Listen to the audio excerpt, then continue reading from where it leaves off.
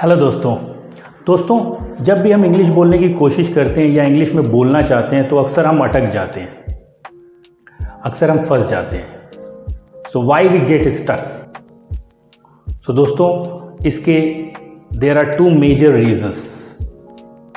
दो मुख्य कारण हैं इसके। जो पहला रीज़न है वो है अक्सर हमारे अंदर बहुत ज़्यादा हेजिटेशन, शाइनेस, नर्वसनेस या एंजाइटी होती है।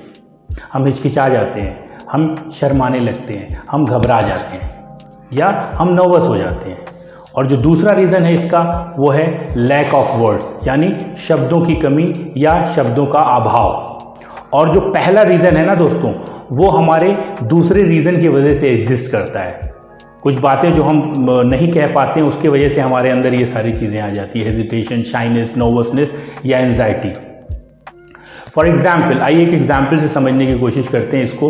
अक्सर हम घर से जब बाहर होते हैं तो हमारे घर से किसी का भी फ़ोन आता है, हमारे पेरेंट्स का या भाई या बहन किसी का फ़ोन आता है जब, और वो हमसे पूछते हैं कि आप कहाँ हो, वेयर आर यू, तो हम क्या कहते हैं कि मैं ट्रैफिक में फंस गया हूँ।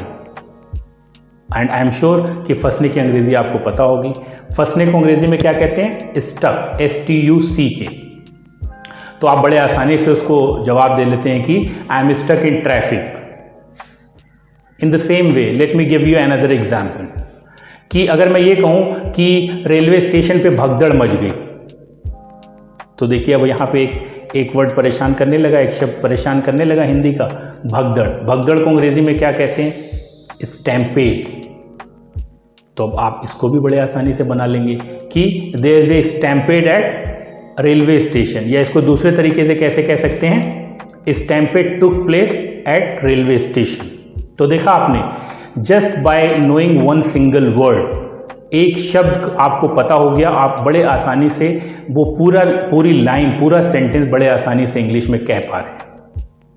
सो दोस्तों, ये दो मेजर रीजंस हैं जिसकी वजह से अक्सर हम अटक जाते हैं, अक्सर हम फंस जाते हैं। We get stuck.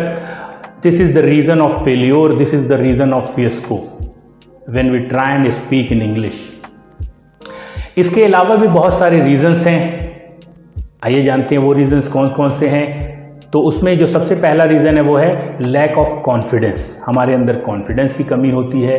Lack of zeal हमारे अंदर, अब देखिए ज़ील भी अपने आप में एक बहुत कम लोग जानते हैं इसको। Zeal is a synonym of excitement, जिसको एक्साइटमेंट का सिनोनिम बोलते हैं, या इसको इंथुजियाज्म भी बोलते हैं। तो ज़ील, एक्साइटमेंट, इंथुजियाज्म, ठीक है, किसी को भी यूज़ कर सकते हैं आप। तो हमारे अंदर जो पहली जो कमी है वो लैक ऑफ कॉन्फिडेंस। दूसरा जो हमको परेशान करता है वो है लैक ऑफ ज़ील। और जो तीसरी चीज़ है जिसकी वजह से हमें दिक्कत होती है वो है लैक ऑफ क्यूरियोसिटी। क्यूरियोसिटी मतलब उत्सुकता, राइट। और उसके बाद लैक ऑफ पैशन, हमारे अंदर पैशन की कमी होती है।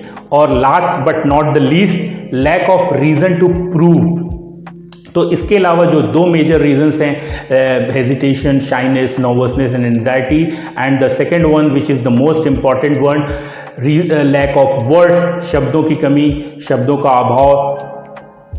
ये सारे रीजंस भी हैं जिसकी वजह से हम अक्सर अटक जाते हैं या फंस जाते हैं इंग्लिश बोलने में। तो अब सवाल ये पैदा होता है कि क्या करें और कैसे करें।